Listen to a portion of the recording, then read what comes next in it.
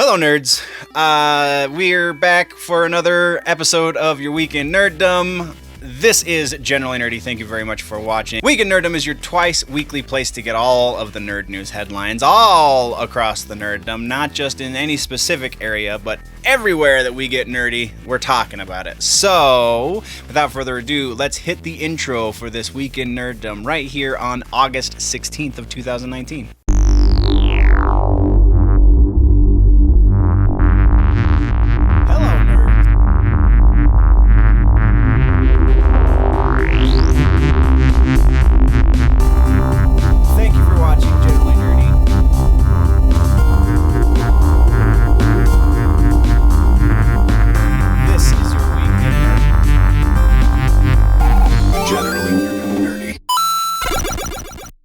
First things first, we are trying to get back into the editing patterns that allow me to do the pictures right about here. So as the episode continues, you will see the pictures right about here. Hopefully, assuming I get it in, and if not, then disregard this entirely. But let's jump into music. Oh no, also reminder, we are going to Salt Lake Comic Con, also known as FanX Salt Lake Comic Convention, because that's not a mouthful, which is this year the 5th, 6th, and 7th, which means we will only be doing one episode, again, that week, the week of the first week of September. So just keep that in mind as we get closer to it. And also, if you're a cosplayer and you're watching this, hit me up if you're going to be at FanX Salt Lake Comic Con, because I'm looking to book some slots and get some people to take some pretty pictures with me. So again, hit me up. All the contact information, you can get it down in the description of the video. And now, let's jump into the news. We're starting, as per usual, we're starting with music. And in music, we have a really interesting... So I didn't talk about part of this piece a couple episodes ago because it was kind of maybe sort of rumor, but Benjamin, I can't remember his last name because it's not in the notes, Benjamin from Breaking Benjamin, the lead guy, the guy that started the band, was talking about doing a band or a song or something with Lacey Sturm or Sturm. I don't know her married name. Well, that is in the notes though. Sturm. Lacey Sturm, the old vocalist from Flyleaf. He's doing a project with her. And it may or may not be related to the piece we're talking about right now, and that is Head from Korn, aka Brian Welch. He is he's doing another solo music project away from his main project, obviously being Korn, and it sounds like it's going to be another overtly religious record, because he's got Jasen Rauch from Breaking Benjamin. So that's not the dude, that's not the lead singer Benjamin guy, but it is still someone from Breaking Benjamin. So maybe that's the tie, because also Lacey Sturm is involved and Spencer Chamberlain from Underoath. Whether or not these are going to be relegated to individual tracks on the record still hasn't been announced, or remains to be seen. Don't know any more specifics beyond that, but that's kind of cool. I mean, Head and Monkey are probably the two best things about Korn anymore. So, and the last solo stuff that he did with his non-Korn band, and this isn't the same band because that was before he officially joined back in with the band with Korn, and so it was his sole music project. But now this is a side project that's going under his name and not the band name, so it's less annoying, I guess. But either way, it was still pretty heavy. Even though it was crazy God Bible thumping stuff, it was still really heavy and pretty decent. It wasn't great by any stretch, but it was pretty decent. So if this follows that same line of logic, if this follows that same line of music, then it could be a pretty interesting, if not decent, project. So we're definitely going to be keeping our ears open for that. We're moving on next to talk about DragonForce. DragonForce is on tour currently, and they are losing their bass player. Frederic Leclercq, who is obviously French based on that name, has been playing bass in the band since 2006 and has some bigger opportunity apparently that's presenting itself. So he is saying sayonara to the guys in DragonForce and was not very forthcoming with what exactly this bigger opportunity is, though it would have to be pretty freaking huge to be bigger than DragonForce. So to replace Frederic, they're going to YouTube personality Stevie T. For those that don't know, you see a picture of him right about there, hopefully. But for those of you that don't know, Stevie T is a unique voice in the music YouTuber realm of things. And so when I first heard this, I was like, really? Stevie T? They couldn't go with somebody like Leo Maracchioli or there's a million different music YouTubers that potentially could have fit this better. But then, after thinking about it for a minute, and having seen DragonForce live a few times, and having watched the videos that they put out, and having, being aware of them as people, like, Stevie T's kind of the perfect fit, because he's a great guitar player. He's a very well-rounded instrumentalist in general, and he just has this goofball off-the-wall kind of personality, which should actually fit perfectly with the guys in DragonForce, because they're also giant goofballs, and they also like to do really goofy things and tap each other on the nuts while they're playing on stage and kick each other around. Yeah, it's just, the more I think about this, the more awesome it becomes. So congratulations goes out to Stevie T over on his channel. You can find a link to it down in the description. And then our final piece of music is another YouTube piece, kind of. Necrogoblin is a band that I really like that is also pretty goofy and very, very technically amazing. And they have a mascot. And the mascot is kind of a mix between Eddie from Iron Maiden and the dancing guy from the Mighty Mighty Boss Tones back in the 90s. All of you elder millennials and younger Gen Xers will remember those guys. Mighty Mighty Boss Tones had a guy that just didn't play an instrument, didn't sing, didn't do anything, but he was on stage every show dancing his little heart out. So Necrogoblin's version of that is they have a guy that dresses up like a goblin, calls himself John Goblikon, and just kind of is the hype man for the band. Well, he has his own YouTube show on the Necrogoblin channel. And it's an interview show, and he's in character the whole time, and it's absolutely absurd. Well, I just had to bring up the fact that he interviewed Wes Borland in the most recent interview. Link to the video is in the description. It's kind of ridiculous. It's also, the reason I wanted to bring this up is because it's really awesome to see this current generation of metalheads at least paying some respects to the new metal that kind of paved the way for them to be experimental and amazing. So Necrogoblin actually was on tour with Limp Bizkit a couple of years ago, very briefly, but still we're on tour, and they address it in the video. Go watch the video, and now let's move on to the next section.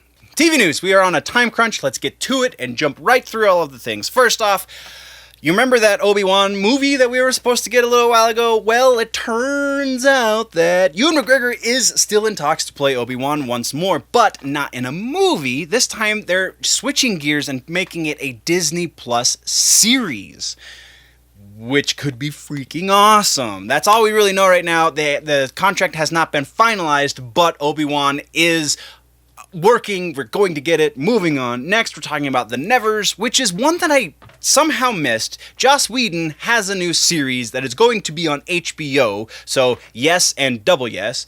And this series is based in in Victorian England, but it still has superpowers, and there's just a lot of stuff. I put the synopsis, I believe, in the description, so go check that out. All of the people cast so far, because the biggest announcements so far have been casting, but all of the people cast so far, save for Nick Frost, which, again, another yes, are not really big names just yet, but it is Joss Whedon, and why is that that's never been a bad thing, ever, as far as TV is concerned, at least. Anyway, so moving on, next is a real quick update on the WandaVision series. WandaVision, obviously the Marvel series that is going to be the Scarlet Witch and Vision, their series together.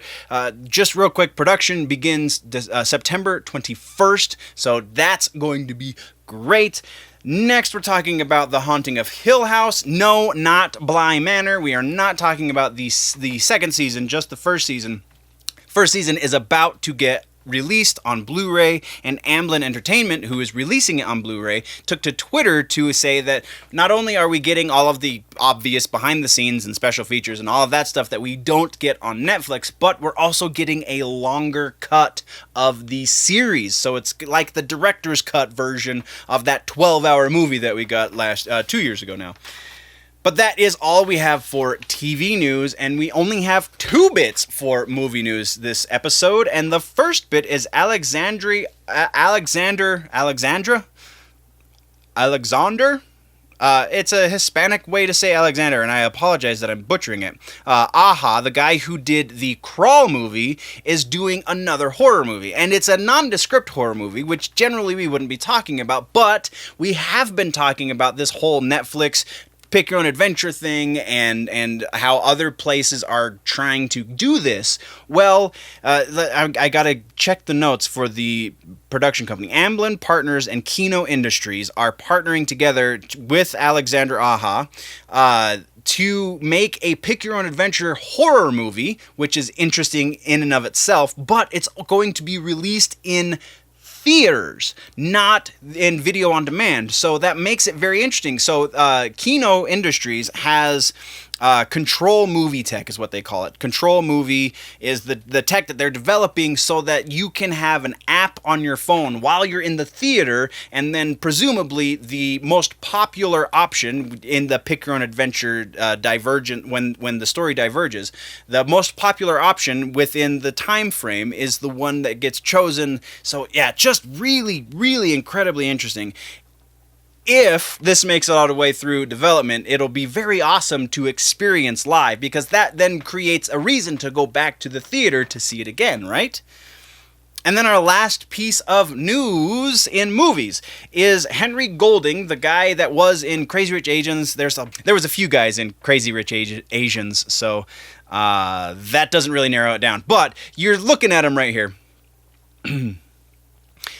But, I mean, Henry Golding, if you don't know the name, you can look it up. The only thing I knew I could find him from was Crazy Rich Asians. So he has just been cast, let's not bury the lead, he has just been cast as Snake Eyes for a G.I. Joe spin-off movie that may or may not be a soft reboot, kind of like Bumblebee was for Transformers. And speaking of Transformers, the Transformers universe and the G.I. Joe universe, as far as Paramount is concerned, they're looking to put a new spin, quote unquote, on both of those series. So hopefully they're learning their lesson, and because Bumblebee was one of the more well critically received anyway of the Transformers movies, and the last G.I. Joe was better critically received than the first G.I. Joe, even though there's only been the 2, and so presumably this Snake Eyes movie is a spinoff from that version of the G.I. Joe, even though it's technically the same timeline, but they kind of did things rather differently in the second movie.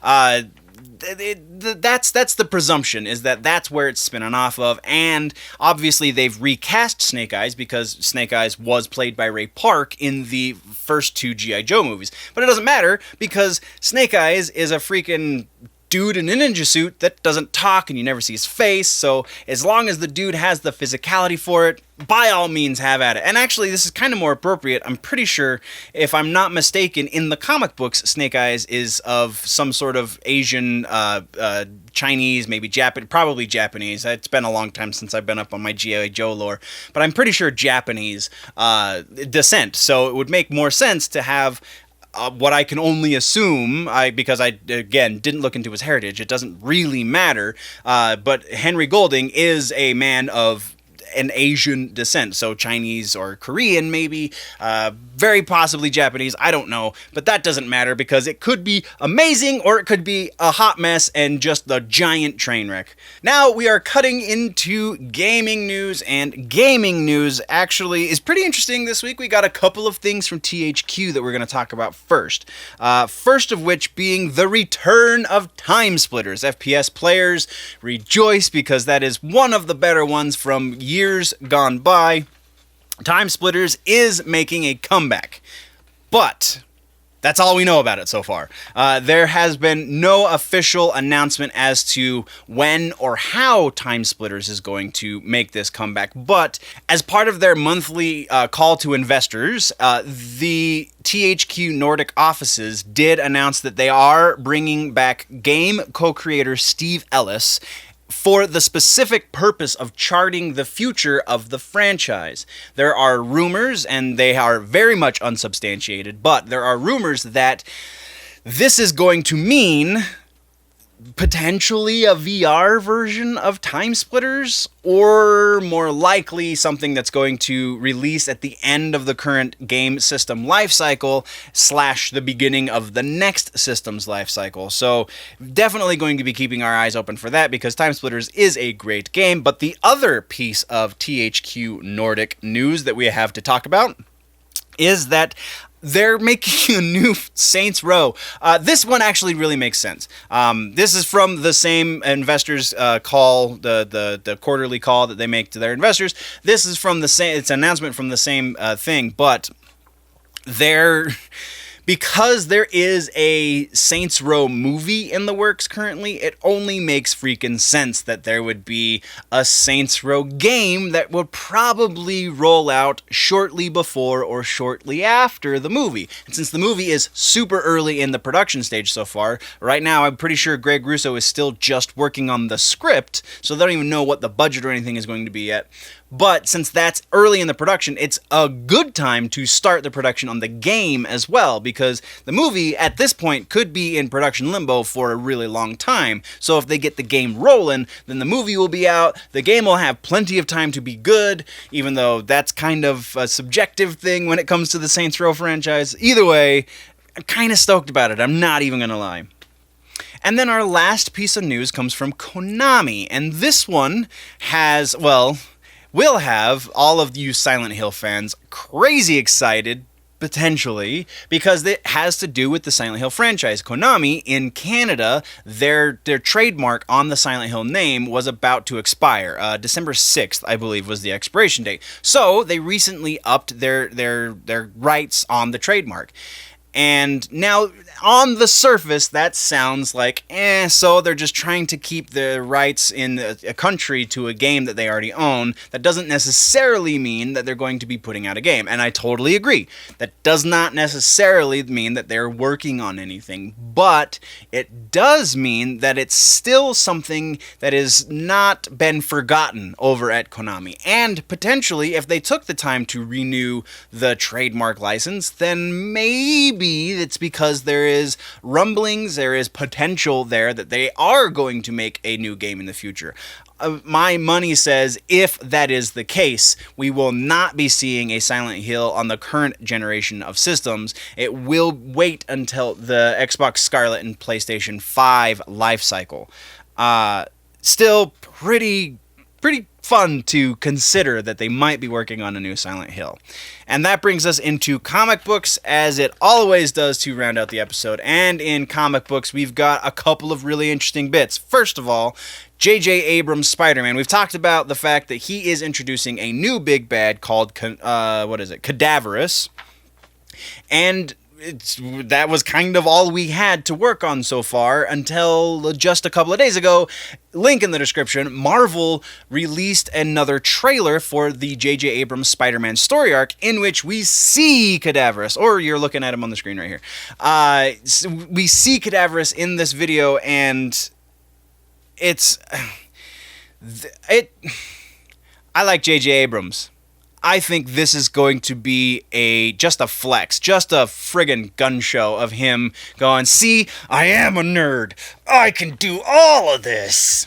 But yeah, that's kind of how I feel. And the last piece for this episode has to do with the Tales from the Dark Multiverse. We just got the cover art and release dates for the first 2 books from this one-shot series. And the first book is going to be Blackest Night, and the second book is going to be Infinite Crisis.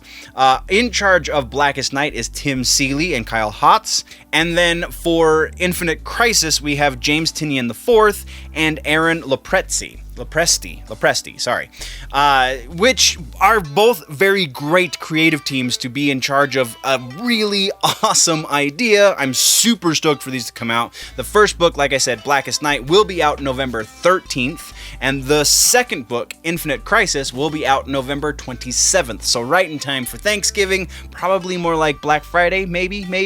But yeah, that is all we have for today's episode, guys. What did I miss? What should we talk about next time? Let me know in the comments down low. If, though, you want to go deeper in the conversation, jump over to the website, generallynerdy.net. That is the place to do all of that, find all of the things, or all of the links can also be found down in the description, plus the link to the Patreon. Patreon.com/generallynerdy is the other place to go do all of the other things and support the channel more directly. So again, patreon.com/generallynerdy. If you're new to this channel, though, click the subscribe button, follow me, do all of this stuff. If you like the episode, click the like button. If you are falling behind on your nerd news and you want to catch up, you can click or tap that box right there to the left of my face to do that. But before we do all of that and click all of the things and do the stuff, guys, always remember that if it's generally nerdy, it's probably here.